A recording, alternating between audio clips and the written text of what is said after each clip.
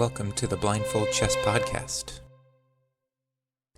The Mozart of Chess, the highest-rated human in history at 2882, the 5-time world champion, and the second longest reign of holding the FIDE number 1 title, which has been uninterrupted since July 2011, Magnus Carlsen is in a league of his own in the chess world.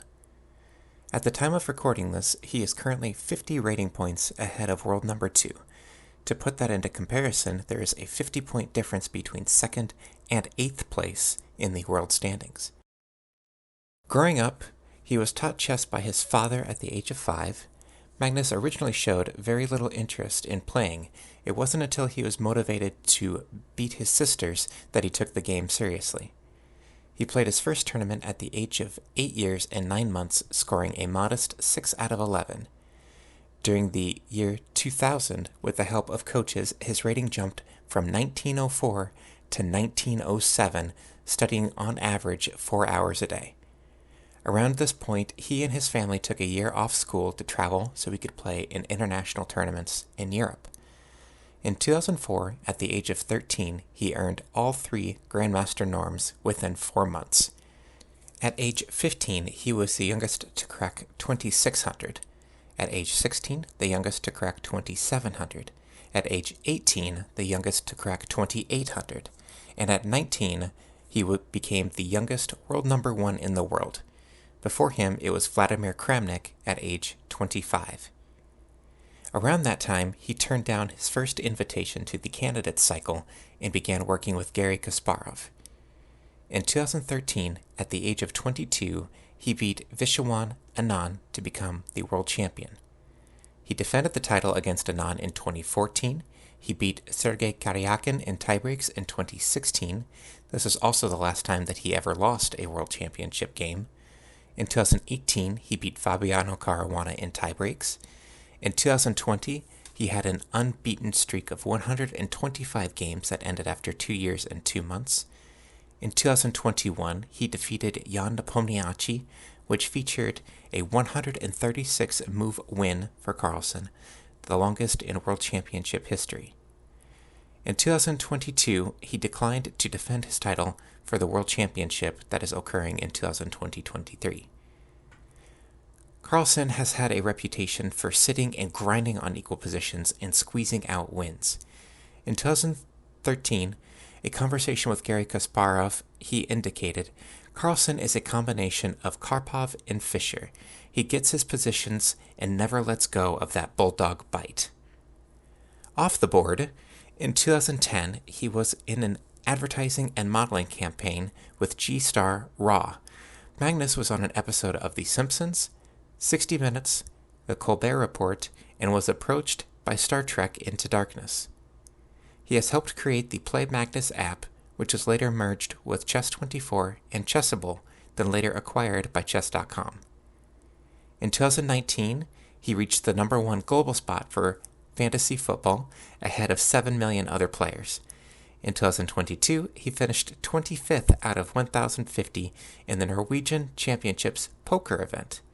He has won Name of the Year twice, Sportsman of the Year twice, been on the 100 most influential people in the world, and been given the Peer Gynt Prize. It is impossible to summarize all of Magnus's accomplishments in this episode. He is an unimaginably good chess player. He has brought the game to millions of casual and tournament players, to the game at large.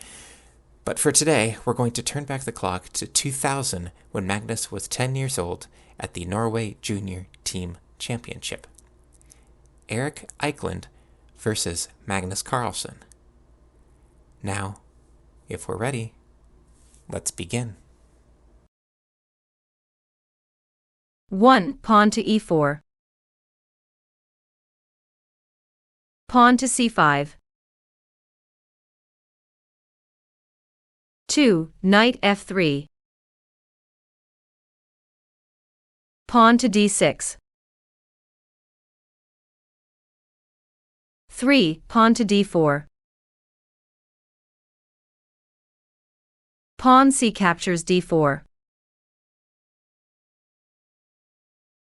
4. Knight captures d4. Knight f6.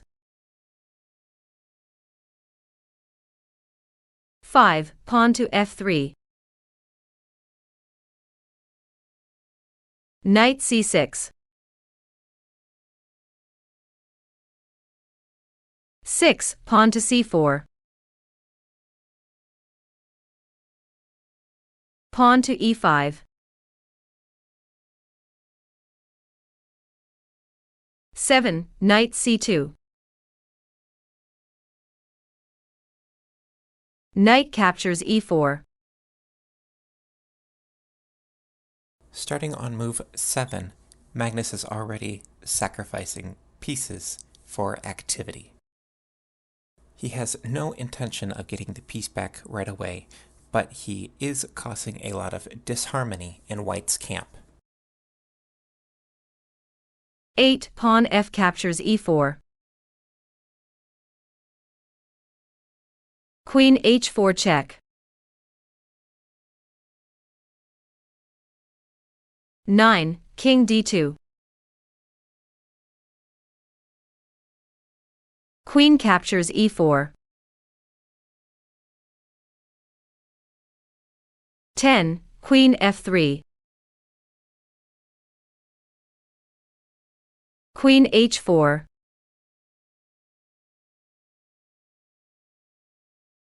11. Bishop e2. Bishop e6. 12. Knight beat a3. Castle queenside. 13. Pawn to g3. Queen e7.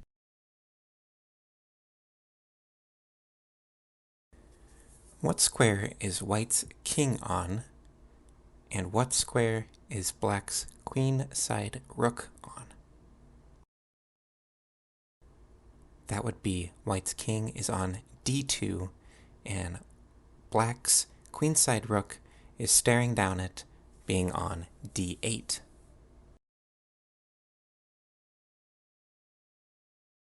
Fourteen. Pawn to b4. Pawn to d5.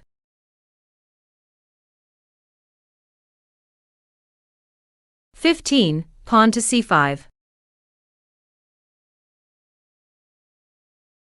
Pawn to e4.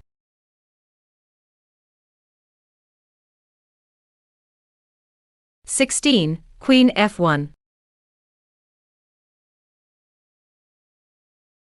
Pawn to d4.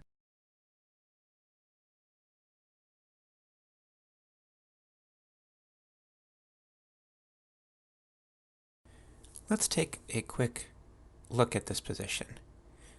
Black is castled with the rook on a semi-open file. He has two pawns in the middle of the board that are exerting a ton of pressure on White's position. His pieces are safe, and even though he sacrificed a piece, he got two pawns out of it. While on White's side, the only piece at the third rank is a knight that's on the edge. The king is sitting on d2, and the other pieces don't have any good squares. Black is just dominating the position.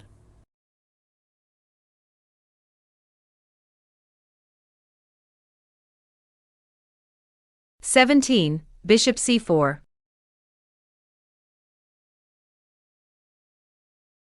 Pawn to d3.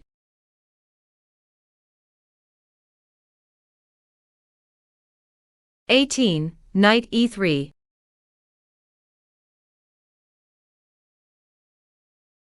Knight d4.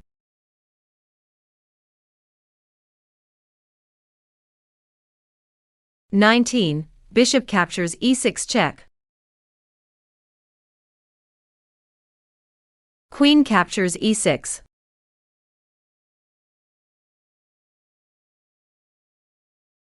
"20. Knight a to c4.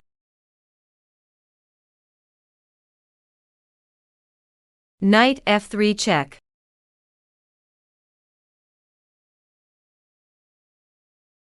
21. King d1.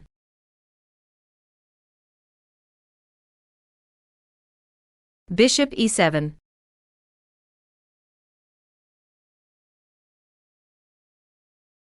22. Knight d2.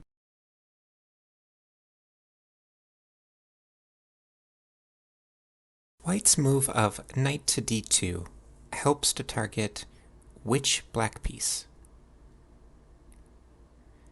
That would be the knight on f3. However, by moving the knight, White still has an undeveloped dark square bishop sitting on c1. What move can black play to exert pressure on a dark square diagonal?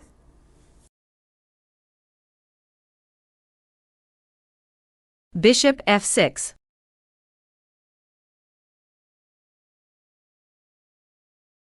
23. Rook b1.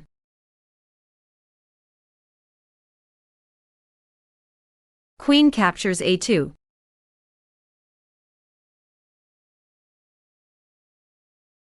24. Knight e to c4. Queen c2 checkmate. Going back to Kasparov's quote of Carlsen gets his positions and never lets go of that bulldog bite. He sacrificed a piece early in the game for a couple of pawns, but it kept White's king in the center. It caused some disharmony with White's pieces, and it allowed Black to quickly form an attack and cause too many problems for White to defend against. And that was 23 years ago that Magnus was this dominant. So even though he is stepping down from the World Championship title, he is still a beautiful master of the game, whose games will be studied for decades, if not centuries, to come. So that is all that we have for this week. Tune in next time where we will continue to work on our blindfold skills and look at another game of the Masters.